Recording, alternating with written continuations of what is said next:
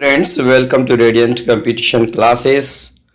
और मैं राजीव कुमार आपके समक्ष रविंद्रनाथ टैगोर देशभक्ति की संकल्पना पर चर्चा करें, इस प्रश्न को मैं आप लोगों के समक्ष प्रस्तुत कर रहा हूं। आपको पता होगा कि जीएस 1 के तहत जो पार्ट 1 है, खंड 1 है, इसमें ये रविंद्रनाथ टैगोर की देशभक्ति संकल्पना या फिर महात्मा गांधी के विचार और टैगोर यानी कि महात्मा गांधी, टैगोर और जवाहरलाल नेहरू से संबंधित प्रश्न पूछे जाते हैं। तो इन प्रश्नों को भी मैं आज से आप लोगों को एक एक प्रश्न प्रतिदिन कराऊंगा दोस्तों। और करंट अफेयर्स का सुबह में वीडियो दूंगा और अभी शाम के समय में मैं रविंद्रनाथ टैगोर का।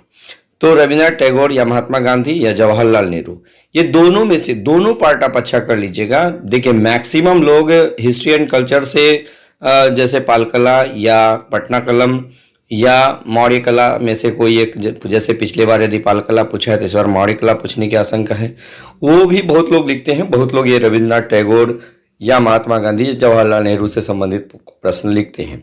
तो दोनों तरह से मैं आप लोगों को तैयार करा दूंगा। और इसमें जो भी मटेरियल होगा मेरे पास, जो भी आपका जो सहायक सामग्री होगा, मैं आपको प्रोवाइड करता हूं। आपको जो अच्छा लगे अपने हिसाब से फिर फाइनल नोट्स बना करके आप वो भी कर सकते हैं, और ये भी आप लिखिएगा तो वो भी ठीक है। आप अपने हिसाब से देख लीजिएगा, क्योंकि अब हर आदमी का लिखने का स्टाइल तो अलग अलग होता है। तो आपको यदि जो बेहतर लगे वो आप कीजिएगा। तो चलिए रविंद्रनाथ टैगोर की देशभक्ति की संकल्पना पर चर्चा करें। इस पर हम लोग थोड़ा सा बात कर लेते हैं। देखिएगा, अपनी मातृभूमि के प्रति प्रेम के आधार पर रविंद्रनाथ टैगोर ने अपनी देशभक्ति की संकल्पना को अभिव्यक्त किया है। इसे खुले रूप में समझाते हुए टैगोर कहते हैं कि भारत जब अन्याय से जूझ रहा है तो हमारा अधिकार है कि हम उसके विरुद्ध लड़ें और बुराई के विरुद्ध लड़ने का उत्तरदायित्व होगा। उनका केंद्रीय विचार था कि जीवन एवं विश्व के यथार्थ परिप्रेक्ष्यों को कभी नहीं छोड़ेंगे। दूसरे शब्दों में, वे भौगोलिक मूर्ति पूजा से प्रभावित नहीं थे, अपितु मानव मात्र के प्रेम पास से बंधे हुए थे। आगे वे कहते हैं कि मैं भारत से प्रेम करता हूं, पर मेरा विचार है भारत एक भौगोलिक अभिव्यंजना मात्र नहीं है। मैं आपको बता दूं कि ये आप अपने हिसाब से इसको लिखिएगा। थोड़ा सा इसमें लैंग्वेज तो है उस तरह का कि, लेकिन आप 1 से 2 बार पढ़िएगा, आपको आसानी से समझ में आ जाएगा। जहाँ तक इसके पीडीएफ की बात है तो रेडियंट कंपटीशन क्लासेस नाम से टेलीग्राम ग्रुप है, आप वहाँ से इसका नोट्स भी प्राप्त कर सकते हैं। उसके बाद देखिएगा, अपने सभी लेखों, कविताओं तथा भाषणों में उन्होंने घोषणा की है कि उन्हें सिर्फ राष्ट्रीय आडंबरों से घृणा है। उनकी अनुदारता तथा देशभक्ति के गुण उन्हें मानवता के उच्च काल्पनिक आदर्शों से सर्वथा पृथक करते हैं। आधुनिक युग की सर्वप्रथम आवश्यकता यह है कि मानव समुदाय को प्राप्त अवसरों का सदुपयोग इस रूप में करना चाहिए कि भिन्न भिन्न लोगों को एक दूसरे को जांचने एवं परखने की क्रियात्मक शक्ति का विकास हो सके।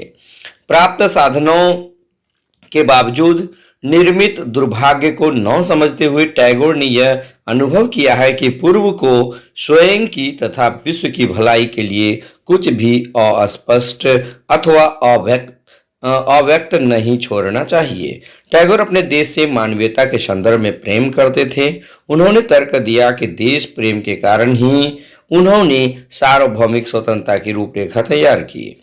नेक्स्ट आप लिखिएगा, राष्ट्रीय घटनाओं की विशेषताओं ने टैगोर से उनके उत्तरदायित्व की मांग करनी आरंभ कर दी। 1905 में बंगाल विभाजन के फलस्वरूप उत्पन्न हुए राष्ट्रीय संकट के समय उन्होंने देशभक्ति की भावना से परिपूर्ण अनेक लेख लिखे, वो असंख्य भाषण दिए। उनके शब्द देश के लगभग समस्त देशभक्तों, नौजवानों, बच्चों, महिलाओं एवं वृद्धों के होठों पर देश के प्रत्येक कोने में गुंजायमान हो रहे थे। इसी प्रकार 13 अप्रैल 1919 को वैशाखी के दिन ब्रिटिश जनरल डायर के आदेश पर जालियांवाला बाग में सभा हेतु सैकड़ों स्त्री पुरुषों पर गोलियों की बरसात कर उन्हें मौत के घाट उतार दिया गया। इस निर्लज्जतापूर्वक नरसंहार के उपरांत टैगोर ने स्वरचित गीतों के माध्यम से देश में चेतना जागृत करने का कार्य आरंभ कर दिया। टैगोर भारत के रोष एवं क्रोध को मूर्त रूप देने के लिए ब्रिटिश सरकार के सामने आए थे। ब्रिटिश सरकार द्वारा प्रदत्त सर यानी नाइटहुड की उपाधि सरकार को वापस करते हुए उन्होंने वायसराय लॉर्ड चैम्सफोर्ड को लिखा कि बहुत कुछ खोने के उपरांत अब अंत में मैं अपने देश के लिए जो कुछ कर सकता हूं वह यह है कि सभी परिणाम अपने ऊपर लेते हुए अपने देशवासियों के बीच आपके विरुद्ध आवाज बुलंद करते हुए लाखों लोगों को अपना स्वर प्रदान करूं। कितने आश्चर्य की बात है कि गूंगों वो निहत्थों के ऊपर बर्बरतापूर्वक हमला किया गया। इन परिस्थितियों में आपके द्वारा प्रतिष्ठा सूचक बैज यानी बिल्ला को अपने पास रखना बड़ी शर्म की बात है। अपने देशवासियों का अपमान करना है और मेरी स्वयं की विशिष्टता में एक धब्बा है।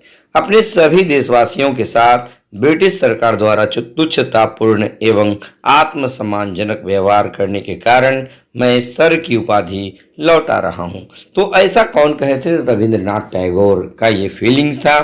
टैगोर विश्वास करते थे कि राष्ट्रवाद का सच्चा और बुद्धिमत्तापूर्ण अर्थ है सभी भारतवासियों को जो कि आपस में मिलजुल कर पवित्रतापूर्वक स्वतंत्रतापूर्वक तथा पूर्णतया अपने तरीके से जैसा भी जीवन जीना चाहते हैं वैसा जीवन यापन अपनी बौद्धिक क्षमता का अनुसरण करते रहना, विशिष्ट सांस्कृतिक गुणों का विकास करते हुए उच्चतम पूर्णता को प्राप्त करना और इस तरह साधारण मानव स्वीकृति तथा मानवीय संस्कृति के विकास के लिए क्या उच्चतम है, क्या सुंदरतम है के साथ सहयोग करना आदि। टैगोर ने एक संदेश दिया था जिसे तत्कालीन समय के बहुत से बौद्धिक नेताओं द्वारा स्वीकार किया गया और स्टॉकहोम की साहित्य अकादमी जिसने उन्हें नोबेल पुरस्कार प्रदान किया था द्वारा संपूर्ण विश्व में प्रसारित किया गया। टैगोर द्वारा इंडियाज प्रेयर शीर्षक के अंतर्गत रचित कविताओं में उनकी देश प्रेम का संक्षिप्त वर्णन मिलता है। टैगोर इस तथ्य के प्रति संवेदनशील थे कि देश के लिए निरंकुश शासन संपूर्ण देश के ऊपर भ्रष्ट अत्याचार है।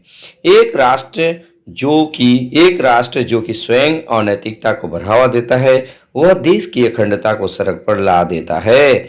एक राष्ट्र जो स्वीकार करता है कि लूट मार व चोरी डकैती ही राष्ट्रवाद है तो वह अपने आदर्शों को स्वयं विकृत कर देता है।